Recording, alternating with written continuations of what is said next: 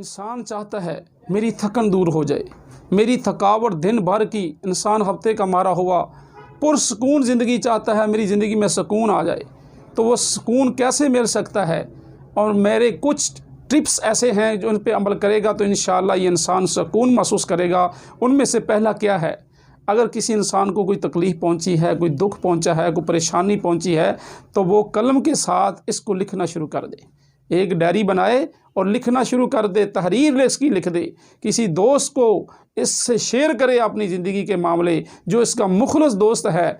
अगर ये नहीं कर सकता तो इसको लिखना शुरू कर दे। इससे ज़िंदगी के गम हल्के होते हैं, ज़िंदगी के गम मिटते हैं, इंसान को सुकून महसूस होता है। और दूसरा इसका नंबर ये है कि जब इंसान अपनी थकन को दूर करने के लिए इंसान क्या सोचता है कि मुझे नींद की ज़रूरत है। ज़्यादा सोने से इंसान का ज़मीर मुर्दा हो जाता है। ज़्यादा सोना भी नहीं चाहिए, इतना ही सोना चाहिए जितनी सोने की ज़रूरत हो। ज़रूरत से ज़्यादा सोना भी इंसान की बॉडी को नुकसान पहुंचा देता है। तो नाज़रीन, हम ये भी आपको बताना चाहते हैं, मोबाइल के लिए एक बैटरी की ज़रूरत होती है जिसको चार्ज करना पड़ता है। आखिरकार बैटरी भी कुछ वक्त के बाद उसकी चार्जिंग कम हो जाती है। इस तरह इंसान की चार्जिंग भी होती है। इंसान की चार्जिंग किस तरीके से हो सकती है? जब इंसान सोता है तो इसको सुकून महसूस होता है। इसकी जो बैटरी है वो चार्जेस होती है। जब वो चार्जेस होती है तो फिर इसके सेल जो होते हैं वो पॉजिटिव हो जाते हैं। जब सेल पॉजिटिव होते हैं तो वो इसके दिल के अंदर फिर मुस्बत किस्म के ख्याल आते हैं, फिर इंसान नेगेटिव चीज़ों से बच जाता है। तो इसी वजह से अल्लाह के पाक पैगम्बर जनाब मोहम्मद रसूलुल्लाह सल्लल्लाहु अलैहि वसल्लम ने भी फरमाया था कि सहाबा कराम को भी फरमाया, अपनी उम्मत को भी फरमाया। कितना प्यारा अल्लाह के नबी का फरमान है कि दोपहर के वक्त कलूला किया करो। कलूला करने से इंसान की बैटरी चार्ज होती है, इंसान फ्रेश हो जाता है। इंसान के घाव और पट्टे जो डेड हो जाते हैं, काम करना छोड़ देते हैं, सुस्ती कहली डेरा डाल देती है। जब इंसान कलूला करता है, इंसान का जिस्म फ्रेश हो जाता है, इंसान तरोताज़ा हो जाता है, अपने जिस्म में तरोताज़गी महसूस करता है। और इसके साथ साथ इंसान को एक्सरसाइज करनी चाहिए, वर्जिश करनी चाहिए। कोई भी दुनिया का इंसान है, अगर वो चाहता है कि मैं हमेशा तंदुरुस्त रहूं, मैं थकावटों से सेफ रहूं, मेरा जिस्म तरोताज़ा रहे, चेहरे पे रौनक रहे, तो उसको सुबह की सैर हमेशा ज़रूर करनी चाहिए। और ये नहीं कि आज सैर की या कल को छोड़ दी, फिर 3 दिन सैर की या 2 दिन छोड़ दी। ऐसा करने से इंसान की बॉडी जो है कमज़ोर होना शुरू हो जाती है, इंसान को थकावट होती है, इंसान की बॉडी के अंदर जो असाब हैं, जो पट्टे हैं, वो सिकुड़ जाते हैं। इंसान को कोई भी काम करना चाहिए लेकिन उसमें मेशगी होनी चाहिए, थोड़ा अमली क्यों ना हो। बल्कि अल्लाह रब्बुल इज़्ज़त फरमाते हैं जो थोड़ा अमल हो और मेशगी वाला अमल हो वो मुझे बड़ा महबूब अमल है। अल्लाह के पैगम्बर को भी बड़ा महबूब अमल था जो थोड़ा हो लेकिन हमेशगी उसमें की जाए। तो हमेशगी वाला अमल अल्लाह को बड़ा महबूब है, इसलिए सैर करनी चाहिए, उसमें हमेशगी करनी चाहिए। सुबह की ताज़ा आब हवा इंसान की बॉडी के लिए बहुत ज़बरदस्त है। इंसान के चेहरे पे रौनक आ जाती है, इंसान के चेहरे पे हल्के ख़त्म हो जाते हैं। अगर आप चाहते हैं मेरे चेहरे पे हल्के ख़त्म हो जाएं, अगर आप चाहते हैं मैं शुगर जैसी मोहलक मराज से ख़त्म हो जाए, इससे बच जाऊँ, तो फिर सुबह की सैर को लाजमी पकड़ लें। इसके बड़े ही फ़ायदे हैं और इससे बॉडी के अंदर जो फालतू मटीरियल होता है, स्क्रैप किस्म के मादे होते हैं, वो खारिज हो जाते हैं, इंसान चौको चबंद हो जाता है। इंसान को चलना चाहिए। बाज़ दफ़ा इंसान सुबह से लेकर 8 घंटे की ड्यूटी होती है, मुसलसल बैठा रहता है, कंप्यूटर के सामने हो या अपनी किसी मुसनद के ऊपर बैठा रहता है और इससे इंसान को थकावट महसूस होती है। इसके दरमियान इंसान को 5 मिनट का वक्त निकालना चाहिए चहलकदमी के लिए, फ्रेशमेंट के लिए, पानी पीने के लिए, और इससे इंसान तरोताज़ा हो जाता है। जब इंसान एक जगह पर बैठा रहता है ना तो बोरियत सी महसूस होती है। जो इंसान ने 1 घंटे के अंदर काम करना होता है वो 2 घंटों के अंदर काम करता है। जब इंसान फ्रेश हो जाता है, रिलैक्स हो जाता है, 5 मिनटों से निकाल लेता है, तो वो जो 2 घंटे वाला काम है वो 5 मिनट में कर लेता है। अपनी ज़िंदगी को खुशगवार बनाना चाहते हैं, आप ज़िंदगी के मज़े लेना चाहते हैं, तो इसके लिए आपको कुछ प्लानिंग करनी होगी। तो वो प्लानिंग क्या है? आपने चंद दोस्तों को बुला लिए अपने घर के अंदर, उसकी दावत कीजिए, उनके साथ बैठिए, गपशप लगाइए, उनको खिलाइए पिलाइए और तोहफ़े तोहफ़ दीजिए आपस में।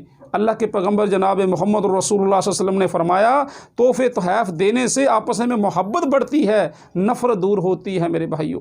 लेकिन हमारे दिल के अंदर आज मोहब्बतें ख़त्म हो गई हैं, मोहब्बतों की जगह नफ़रतें आ गई हैं और हसद आ गया, बुग़्ज़ आ गया। हम आपस में हसद और बुग़्ज़ की आग हमारे दिल के अंदर नहीं जाती।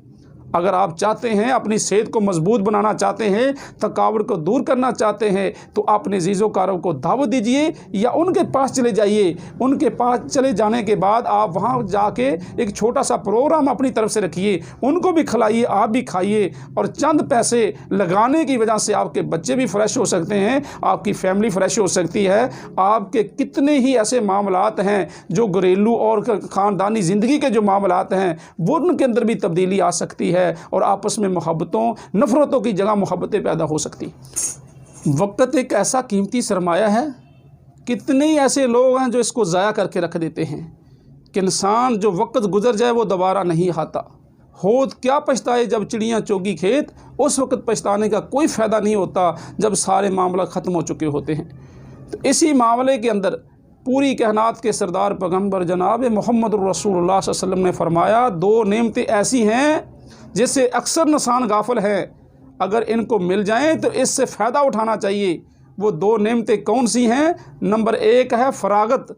अगर फ़रागत मिल जाए, फुर्सत मिल जाए, वक्त मिल जाए तो इंसान को इसकी कदर करनी चाहिए और इस वक्त के अंदर ज़्यादा से ज़्यादा दीन की तरफ आना चाहिए, अल्लाह के ज़िक्र की तरफ आना चाहिए। अगर आप चाहते हैं मेरी ज़िंदगी में सुकून आ जाए तो अल्लाह के ज़िक्र को तरजीह दीजिए।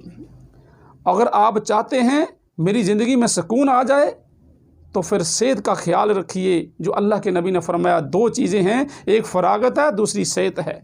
जो इंसान इनकी कदर करता है अल्लाह पाक उसकी कदर करता है। बहुत से ऐसे लोग हैं थकावट के अंदर मुब्तला हो जाते हैं, उनकी सबसे बड़ी रीज़न ये होती है कि वो चीज़ों को उल्ट पुल्ट रख देते हैं, वो खलार देते हैं। वो क्या करते हैं, एक चीज़ कहाँ पड़ी है, दूसरी कहाँ पड़ी है। सलीके के साथ चीज़ों को सिलेक्ट करना चाहिए। अगर आपकी लाइब्रेरी है तो उसके अंदर भी किताबों को इस तरतीब से साथ तरतीब दीजिए ताकि आपको मशक्क़त ना हो, परेशानी ना हो, और उसी तरतीब से किताब को निकालिए, उसी तरीके से पढ़ के उसी जगह पर रख दीजिए।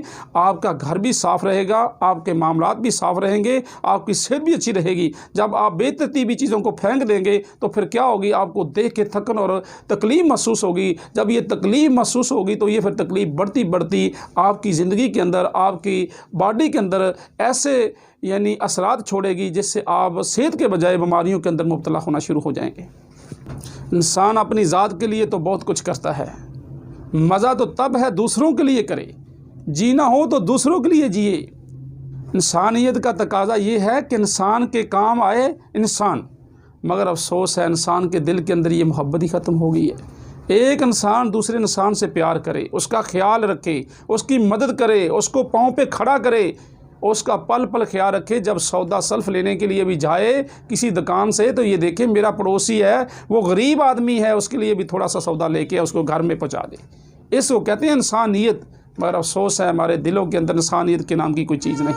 इसी वजह से ये हमारे माशरे के अंदर ये आए दिन बच्चों के वाक़यात पेश आते हैं। लोग अपने बच्चों को कत्ल कर देते हैं, कोई अपने बच्चों को नहर के अंदर फेंक रहा है, कोई अपने बच्चों को जहरीले इंजेक्शन लगवा रहा है, कोई अपने बच्चों को वैसे यानी मार देता है। तो आखिर ये वजह क्या है, इसको कैसे ख़त्म किया जा सकता है?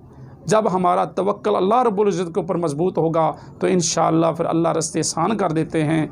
तो यही आपको बताना चाहते हैं, मैसेज देना चाहते हैं कि अगर आप अपनी ज़िंदगी अच्छी बनाना चाहते हैं, अपनी ख़ुराक के ऊपर भी तवज्जो देनी चाहिए, अपनी सेहत के ऊपर भी तवज्जो देनी चाहिए, गरीबों, यतीमों, मस्कीनों का ख्याल रखना चाहिए। अल्लाह आपका हामी व नासिर हो। अस्सलामु अलैकुम व रहमतुल्लाहि व बरकातुहू। बेहतरीन सदका जारिया हासिल करने के लिए इस वीडियो को लाइक, कमेंट और शेयर करना मत भूलें।